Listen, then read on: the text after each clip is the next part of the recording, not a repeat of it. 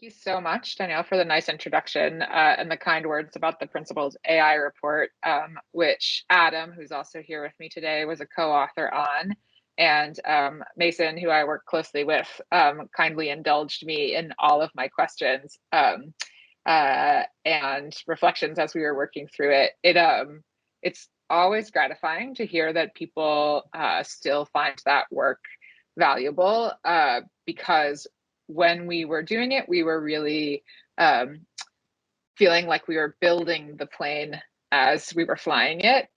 It was still, 2019 was the year that we were putting that research together. And that was still sort of in the moment where these AI principle statements were getting published kind of hot and heavy. And we were sort of striving to get a sense of what this conversation, what shape that conversation was taking at the same time that we were working through the report. So I do always find it gratifying to know that it's useful for folks. It certainly was very useful, I think, to us on the drafting team for getting our heads around things. Yeah, so I'm going to take you in a slightly different, we are going to take you in a slightly different direction today. As I said, I'm joined by my colleagues, Adam Nagy of the Berkman Klein Center and Mason Kortz, who works with me at the Cyber Law Clinic of the Berkman Klein Center and Harvard Law School, to talk about this paper that we have largely drafted, and it's anticipated out from the new journal Morals and Machines this next couple of months. But what we wanted to dig into as lawyers, in my case and Mason's case, and a researcher, and particularly in human rights, in Adam's case, someone who's interested in the law, is this intuition that we often feel, and that's reflected in many of the documents in the Principled AI report, and certainly in the conversation around tech regulation and the AI Act in the EU, that there is a role for legal regulation in the preservation of some sort of in the creation or preservation of responsible AI ethics. So we wanted to dig in to really understand what the relationship of legal AI and ethical AI are. So Mason, if you want to go to the next slide. At the highest level, and Mason and Adam are going to take you through, in Mason's case, the theory, and then in Adam's case, a particular example of how this might play out in the fair housing context. But just to give you the highest level overview of this, really, as we started digging into this question, we realized that we are dealing essentially with many layers of abstraction. That when we're talking about ethics, we're usually talking about morals, sort of personally felt judgments of good and bad.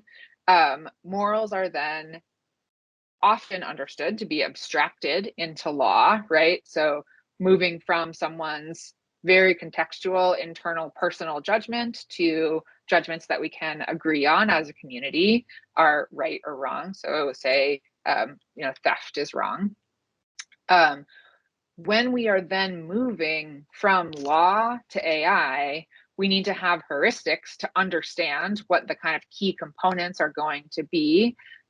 So are we going to look at, which database, what mechanism, and then those heuristics ultimately influence the construction of the algorithm of itself. So we want to this talk will take you through in the next 20 minutes or so, this little chart that we've laid out here to make the kind of point that while legal AI may be a useful take and maybe one tool that can take us toward a world of more reliably ethical or responsible AI, ultimately, in order to make it useful, we have to remember that law-abiding AI is a proxy for a proxy for a proxy. So with that, Mason, I'm going to turn it over to you. Thank you so much, Jess, and really excited to be here and talking about this with everyone.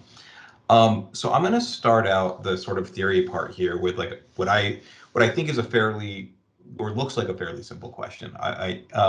Should artificial intelligence discriminate? Now, if we were in a room, I would ask people to raise their hands. But I think, most people, when they see this, probably their initial reaction is, no, of course, artificial intelligence shouldn't discriminate. But it actually turns out that questions like this are more complex than they initially look. First of all, what does should mean, right? We might initially think, from a moral standpoint, should artificial intelligence discriminate? But then we might also ask, well, are we what do we mean by moral norms? Are we just looking at what society approves of, or are we looking at social benefit, right? So this is the question of, are we operating under a deontological theory of morality, or are we purely utilitarian? Are we somewhere in between? Or maybe by should we just mean lawful, right? Like whether it's right or wrong in a moral sense, like is it lawful for artificial intelligence to discriminate? Or maybe we're asking if it's necessary, right? Like can we even have artificial intelligence that doesn't discriminate in some way? And same, we can break down the term artificial intelligence. What even is artificial intelligence? Is it just something that's really complex? Does it necessarily have to use machine learning? Does it have to have some sort of like stochastic element to it? We could have an entire presentation, an entire presentation series on discussing where the line is between arbitrarily complex algorithms and artificial intelligence. But that's just another factor that comes up in trying to answer this question. And then finally, what do we even mean by discriminating? When people hear this, like especially as lawyers, we often jump towards thinking about invidious discrimination, or what we call animus, right? Where you're discriminating intentionally on the basis of something like race or gender or sexual orientation, and it's motivated by some sort of dislike, some sort of animus, some sort of desire to do harm. But really the word discriminate can also mean just to make a distinction, right? So in that case, if you say, should artificial intelligence discriminate, like I want my self-driving car to discriminate between a tree and a stop sign, right? I want it to be able to make those distinctions, right? So what do we mean by discriminate, and where do we draw the line between discrimination that's okay and discrimination that's not okay?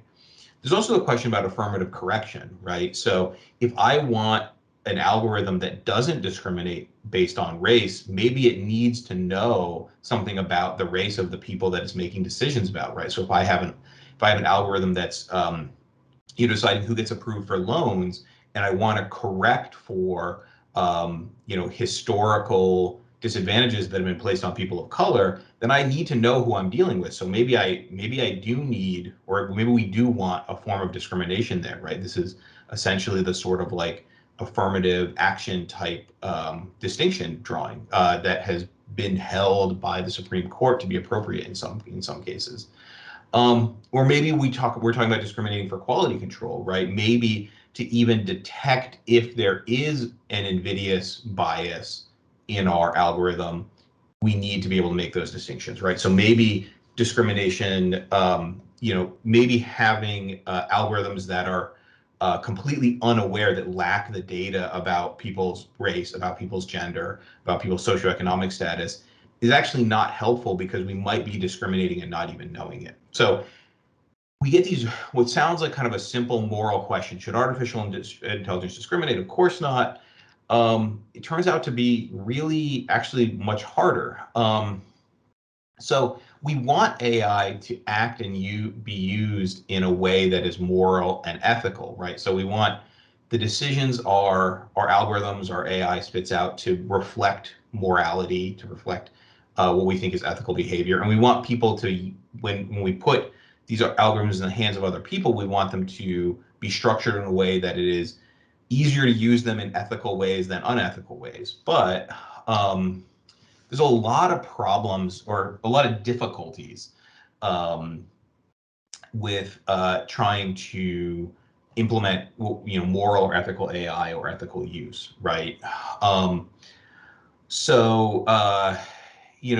is that there is no clearly agreed upon standard for what is moral. There's huge variation between cultures, between regions, between individuals. I mean, even in the same household, people can have different standards for morals and ethics. The same person at different stages in their life will often have radically different views of what is moral and ethical. So these are all things that vary with individual, with geography, with time. Another problem is that, especially when we talk about the AI being used in a way that's moral, ethical, it's very hard to foresee all possible uses, right?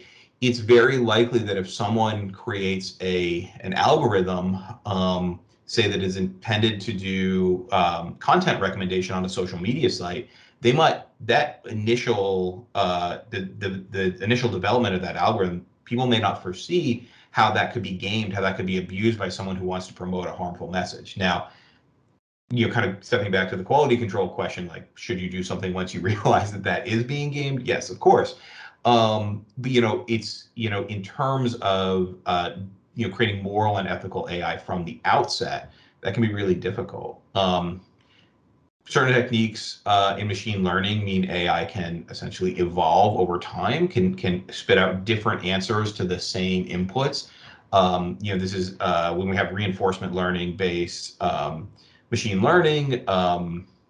It's actually possible that there will be a sort of adaptation of the the various models and probabilities that the algorithm rests on, which means a system that is making what we think are moral and ethical decisions on day one might not be making the same decisions on day 100 or day 1000. And then finally, like, there are some moral questions that just seem intractable. There are plenty of moral questions that humans have not been able to decide, right? When is it okay to lie, right? I don't know if anyone in the crowd here is a philosophy fan, but right, you might look at someone like Immanuel Kant, who said never lie, right? Even if you think someone's life depends on it, right? Lying is wrong. There's a categorical imperative to tell the truth. Forgive me to Kant fans here. I know I'm oversimplifying. But there's been people have debating morality and ethics since at least since the beginning of recorded history, and probably long before that. So we don't necessarily have a specification to build here. It doesn't mean that we should not try to have moral and ethical AI and algorithms. But it does mean that we should consider other forms of compliance, other standards that we can build to that may serve some of the same roles as building towards a moral standard. And so one of those possibilities that often comes up a lot is, yes, this is my summary of morality here. Seems pretty hard. So one of the standards that people often talk about building towards is legal behavior, right? So is the law a good proxy for moral or ethical behavior? So in many ways, yes.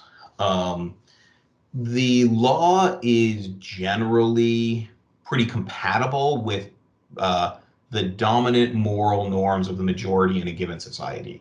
Now, that's like a sentence with a lot of caveats in it. But some laws are very explicitly moral in nature, right? I mean, there are laws about stores not, in Massachusetts, right? Stores can't sell alcohol before a certain time on a Sunday, for example. And those are laws that incorporate what was at the time of the creating of those laws, like a dominant Christian moral framework about what you should be doing with your time on a Sunday morning. And even laws that are more targeted towards utilitarian ends or sort of like general kind of social improvement programs are generally compatible with social norms, right? We might not think that FDA approval, for example, is a moral issue. But I think most people would agree, like, yeah, we don't want to be causing harm. We don't want people to be taking advantage of the sick by selling them cures that don't work. And so, yeah, we do want some sort of regulation on medicines that people are being used. We want them to be tested. We want there to be a rigorous process. Maybe we don't look and say, like, that's a morality law in the same way that these laws about drinking on Sunday mornings are, but they're probably consistent with general social norms. The other thing I'll say is many modern governments, at least in theory, consider public approval to be the basis of the mandate to govern. Of course, doesn't always work out that way in practice. But there is this idea that social approval is a component of and maybe a necessary basis for the imposition of laws and the enforcement of laws. And really big important thing here is that in many traditions, including the Western tradition that we use here in the US, the law is written down, right? This is a huge advantage in terms of like designing towards a specification over these kind of more abstract ideas of morality. Anyone who's ever had to design a piece of software or a product, will probably understand that having a written, defined specification, even if that specification is in some places incomplete or ambiguous, is much better than just having a general idea of like, yeah, we want this product to be good and work really well. So, seems like a pretty good fit, right?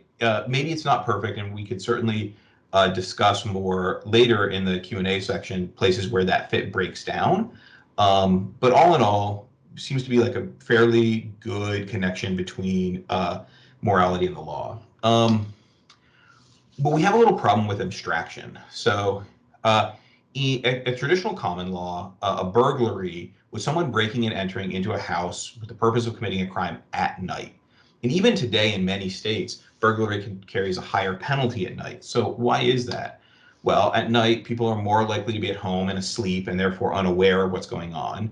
And if people are at home and they're asleep, they're more likely to get hurt during a break-in. It's better if someone breaks in. I mean, better if someone didn't break in at all, arguably. But probably better if they break in when no one is home. And we don't want people to get hurt. So the moral goal here is don't let people get hurt. But the way we implement that in the law is don't break into people's houses at night. But what if the burglar knows the target works at night and so specifically breaks in at night to avoid hurting someone? Do they get a lower sentence? Do they, should we not consider that a burglary because the intent there was actually to not risk someone getting hurt? The idea here is that in codifying this idea of we don't want people to get hurt into don't break into someone's house at night, we make something that's concrete and usable, but we lose some nuance. And then we have the problem of like, what's our heuristic, right? How do we define night? We might say, night is, the time between civil twilight and dawn. Okay, but then you get in these weird places, like if you're far north enough in the summer, you actually can't commit burglaries because you can break in any, because the sun doesn't set. You could also say maybe it's based on the ambient light level, but then you get the idea that like breaking into someone's house in the afternoon on a cloudy day is a worse crime than on a sunny day. And the law often handles this by using reasonableness or a phrase lawyers love, the totality of the circumstances, where you say, well, we've got judges, we've got juries, they'll kind of figure it out, right? They'll know when we have to make an exception. But algorithms are not great at this, right? So like, how does your algorithm know that it's night? Is it just going to use the time of day, like the little clock hour? Is it going to use some sort of ambient light sensor? We might run into some problems there. The algorithm can't make ad hoc judgments about whether it's the time when people might be asleep. And so now we've got the idea, don't harm people. We have a proxy for that, which is don't break into people's houses at night. And now we've got a proxy for that, which is don't break into people's houses when the time is between X and Y and the ambient light level is below a certain number of lumens. So the idea here is that each level of abstraction gets us further from the original goal of not harming people. And we could even get into situations where it fits, the algorithm spits out the fact that this is a burglary, but actually it is a situation where maybe we don't want to punish it as harshly. So that's kind of the summary of this. As we go through these levels of abstraction, we go from a moral principle to a workable law, to a heuristic towards enforcing that law, to an algorithm that can detect whether that heuristic is satisfied or not. We get multiple layers of abstraction. We end up with, as Jess said, a proxy for a proxy for a proxy. And as Adam is going to walk through with a specific example here, how we choose those proxies can say a lot about whether the initial moral imperative ends up getting fulfilled. So Adam, I will turn it over to you. Thanks, Mason. So as Mason mentioned, we used fair lending in the housing context kind of as a motivating example of this theory. And so just some brief background. The main law at issue here is the Fair Housing Act, and passed in 1968. Also relevant is the Equal Credit Opportunity Act, passed in 1974.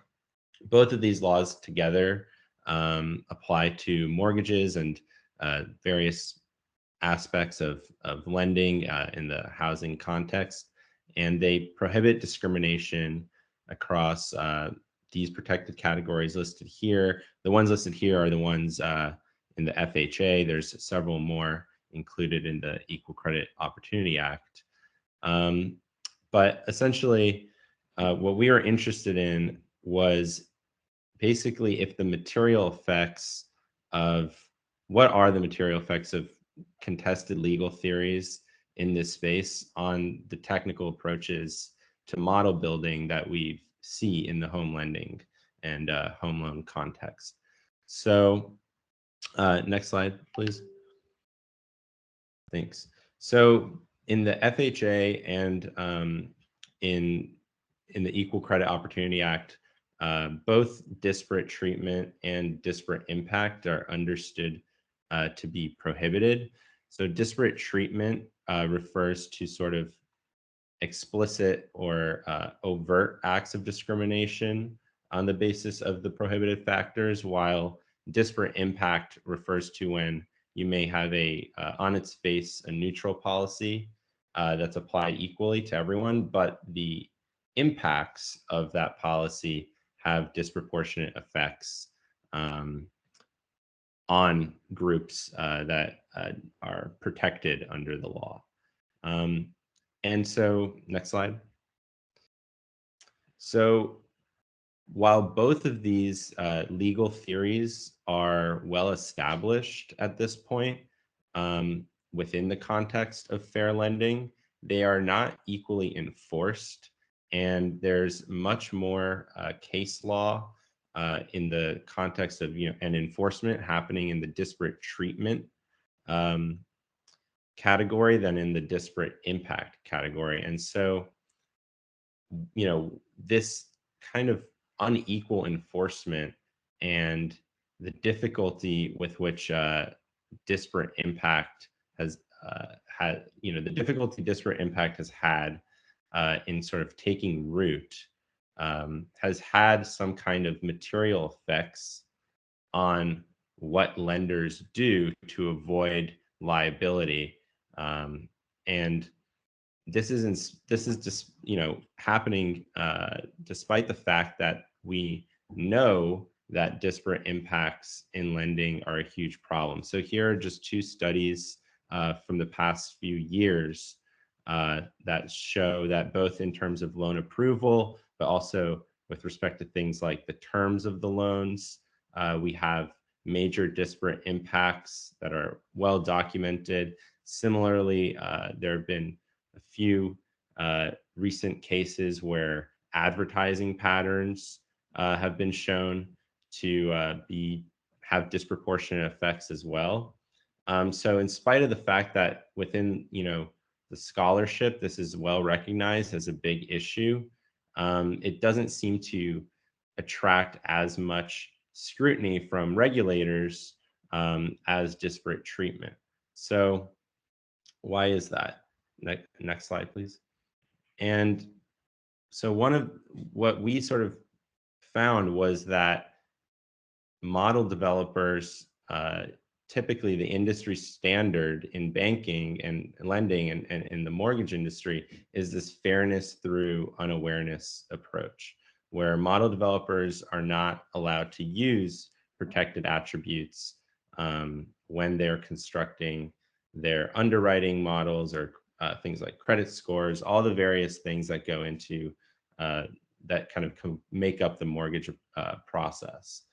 And this fairness through unawareness approach has limitations that are well known at this point among both within the computer science field of computer science and statistics, but also economists and lawyers have all sort of pointed out that one of the effects of excluding these protected attributes is that the effects are hidden in other variables that might be correlated, and even trying to identify these proxies is generally fraught, because things like race have such a large effect on various kind of things, such that a lending algorithm may look at, even if it's not obvious on its face. So the consequences of this are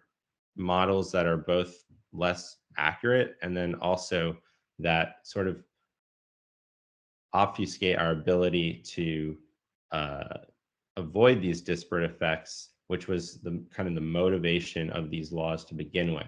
So we've essentially missed the mark in terms of, in our effort to not discriminate, we've adopted a technical approach that opens the door for a different form of discrimination.